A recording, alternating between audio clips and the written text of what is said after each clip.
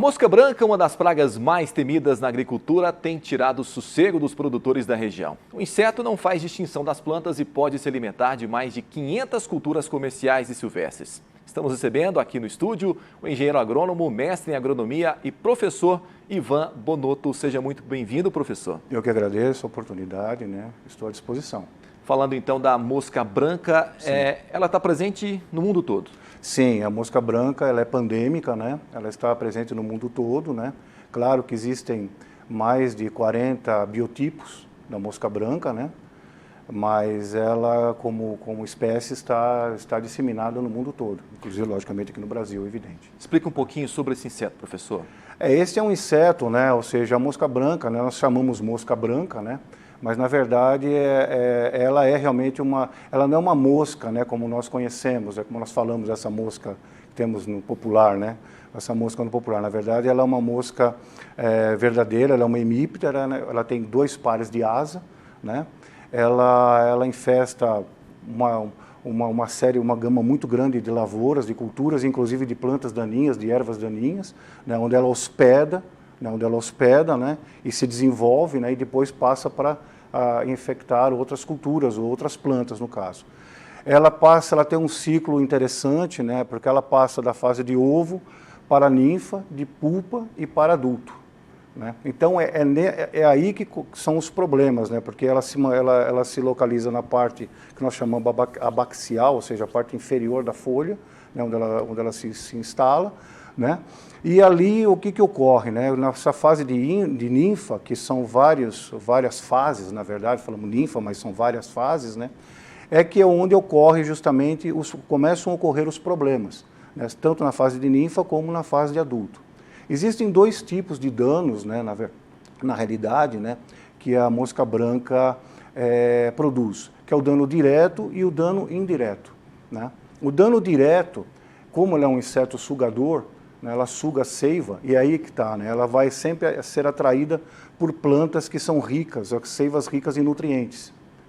Então, claro, ou seja, as lavouras são bem adubadas e tudo, evidente, tem que ser assim, claro, mas a seiva elaborada, que nós chamamos, que corre pela planta, então ela é atraída por isso.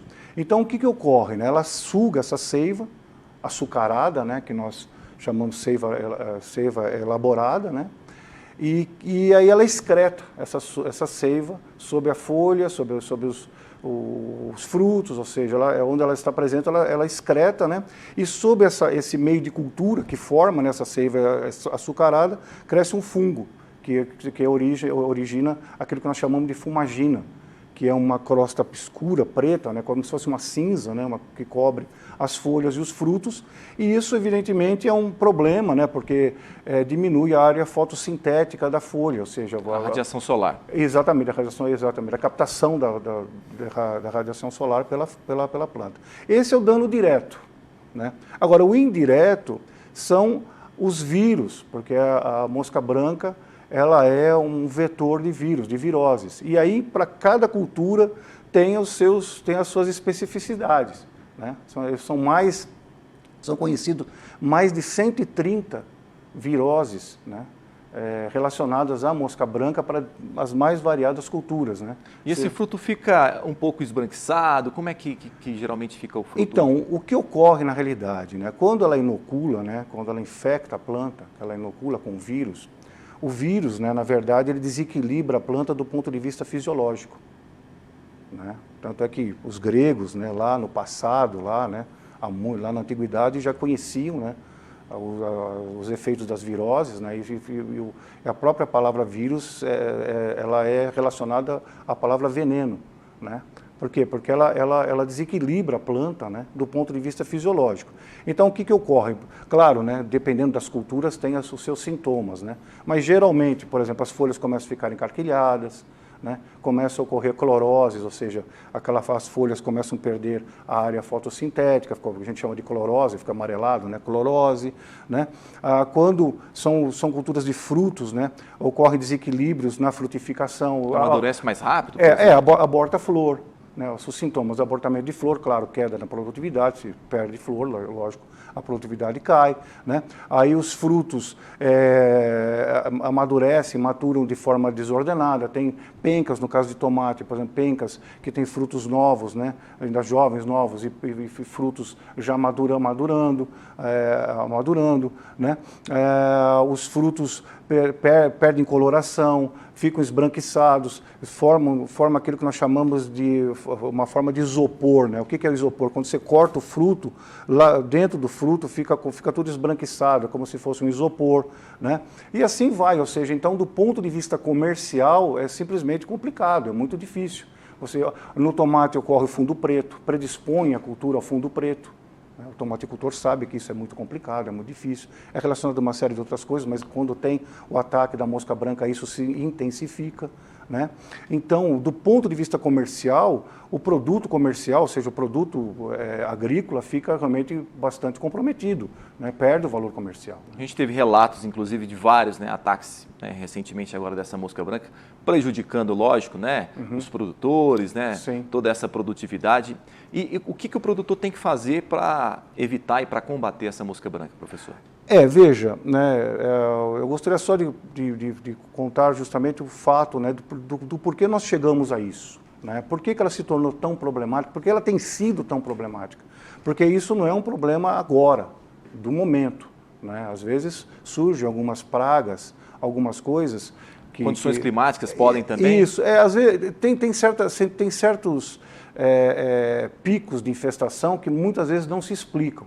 Né? Às vezes você tem algumas pragas, alguns insetos que causam danos, não são pragas, ou seja, eles estão ali presentes, mas causam alguma injúria, mas não causa dano. De repente, por algum motivo, um ano ele dá um pico de infestação, dá aquele problema, aquela coisa toda, mas depois aquilo volta à normalidade e aí não causa mais problemas, até um novo pico, mas isso são de tempos em tempos. Né? No caso, por exemplo, da mosca branca, ela é endêmica, né? Ela é endêmica para nós, né? Por quê? Porque nós, né, no nosso clima aqui, principalmente, se nós pegarmos áreas que não fazem frio no caso, né, subindo aqui da região de Campinas, aqui de São Paulo para cima, né, que nós não temos um frio bastante forte, né, bastante pronunciado, ela se torna endêmica, então não há um controle climático. Né? E como ela hospeda, né, se desenvolve, ou seja, ela hospeda uma gama muito grande de plantas, tanto de culturas como também de plantas daninhas, quase que impossível erradicar, vamos falar assim. Bom, vamos então aplicar veneno, vamos erradicar, não tem como, não há como fazer isso é ponto final. Né? Então nós temos que conviver com ela. E minimizar. Exatamente, conviver. Né? Conviver, né? Um dos motivos, uma das coisas... Um dos pontos que deve ser sempre observado pelo produtor é trabalhar com cultivares. Nós falamos cultivares, mas pode ser variedades ou híbridos, né? Falar cultivares de maneira geral, né? De genérico, cultivares resistentes. Né? Sempre tomar cuidado com isso, né? Sempre quando for conduzir alguma lavoura, sempre olhar, procurar cultivares resistentes a esse tipo de viroses ou esse tipo de problema. Né? Então, é claro, né, a sementeira, como nós falamos, aqueles que vão comercializar, tem esse tipo de informação e pode ser passado isso, evidentemente, para o produtor. Né? Sementes modificadas geneticamente, já apropriadas talvez para... São cultivares que possuem resistências, né, que são resistências que são colocadas dentro dessas cultivares, né, para que sejam resistentes no campo, né, ao ataque da mosca branca e, evidentemente, à virose.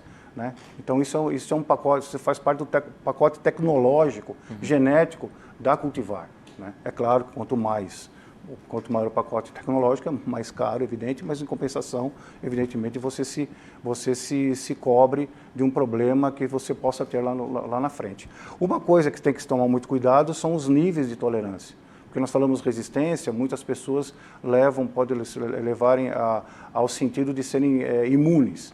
Né? Quando nós falamos resistência, não quer dizer imunidade.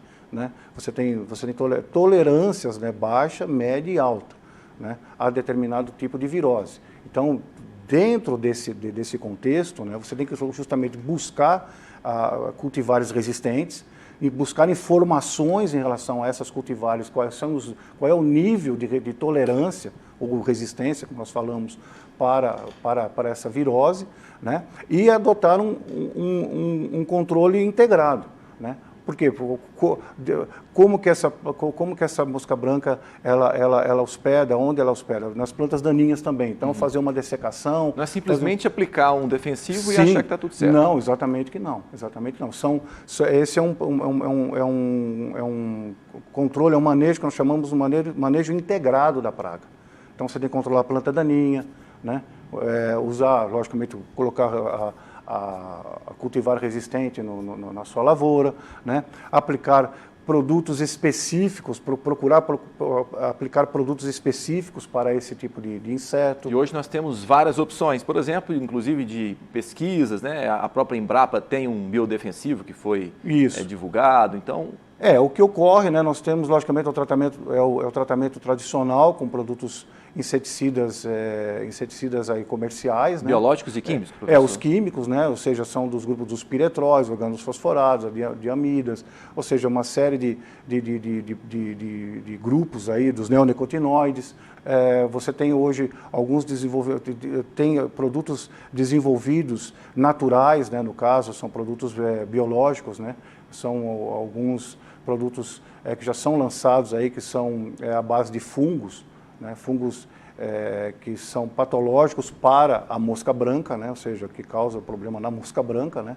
E, inclusive, há um produto que foi lançado aí com uma parceria entre a Embrapa e uma empresa canadense aqui de Patos de Minas, né? Isso já é disponível no mercado, né? Então, existem várias empresas já trabalhando aí no mercado com produtos menos agressivos, vamos dizer assim.